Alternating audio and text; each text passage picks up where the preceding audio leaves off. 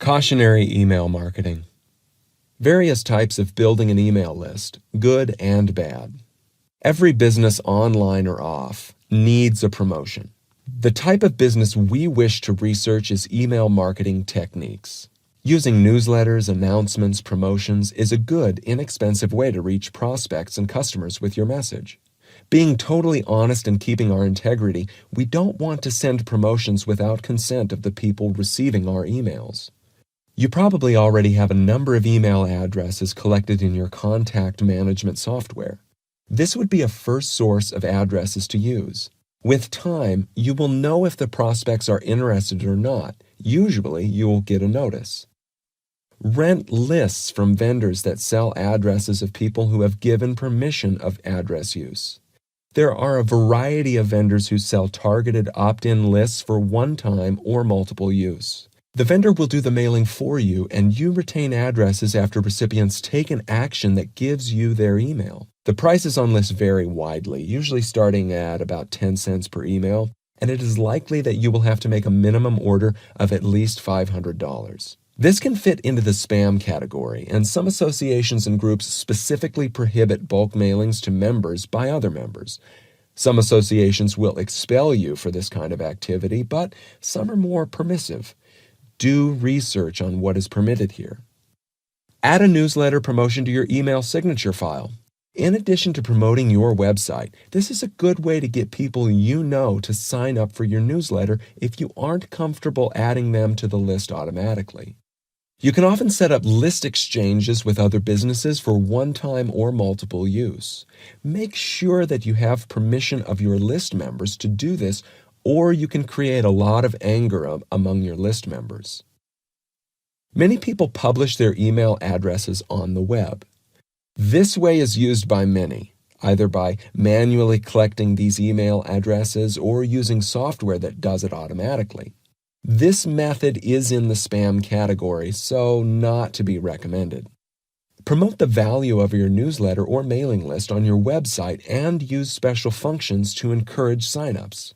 These functions include pop-up windows, pop-under windows, registration for articles, membership registration, end-of-page opt-ins, exit pop-ups, and the list goes on and on. There are simple affiliate-type programs that enable you to buy live addresses from website visitors. Average cost is 25 cents per email address. Well, this too fits into a spam method, but it can work. Many of those lists are likely not active any longer and have been sold over and over. Create the opportunity for your subscribers to forward your email newsletter. If your content is high value, this viral method can multiply your subscribers very effectively. Your great content can encourage subscribers to sign up for your newsletter, and the cost of the promotion is the use of your content. Many newsletter publishers will allow you to promote your newsletter in their mailings for a fee or some kind of exchange, including promoting their newsletter in yours. There are a number of sites that promote or list different newsletters for people to subscribe to. You can also join up with other newsletter publishers with common target markets and list your newsletters together on each of the publisher's sites. The implied endorsement is nearly the most powerful way to boost return on investment within advertising and email lists. Presenting a great value to your niche market and becoming the must-have newsletter is going to be important in building your list. This kind of value travels fast by word of mouth, not to mention having a product that is so attractive that people are raving after it. The product that creates value on its own and repays in doubles. After all, you are not after the product solely, you are buying a value for yourself, a service, a solution. Essential rules for successful and proper email marketing. You own an online business, or you're on the way to owning one, and you know that to make money you need a list of people, a list of passionate buyers who are hungry for your offer and will devour it when you send it out. How do you create such a list? And even more important, how do you maintain your list of prospects? It's not as easy as you probably thought at first. You must have a squeeze page where people opt into your list. On that page, you should tell your prospects that the information they provide will be kept private. and that they will receive only the newsletters they subscribe to, not a lot of spam from different sources. Don't forget to use the double opt-in method because people may not remember that they opted into your list. Using the double opt-in method, you ensure that all people on your list gave you the permission to send them your emails. Your autoresponder email messages should be mini sales letters, including a solid content to keep your list subscribed. And finally, you want to send the emails at a regular basis, not too often, so your subscribers don't forget who you are, or worse, get overwhelmed by your messages. It requires much time, testing, and measuring to choose the right email marketing strategy and set it up the right way, but it is well worth the efforts in the end.